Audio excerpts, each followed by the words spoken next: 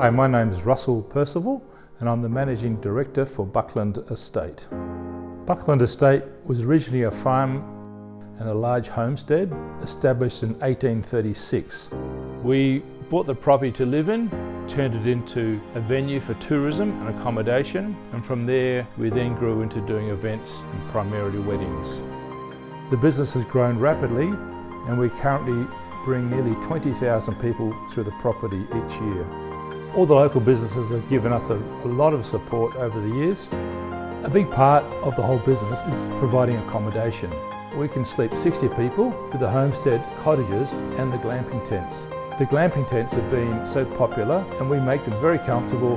We have many guests coming back over and over for that experience. Living in Northam and being part of the community has been a lovely experience.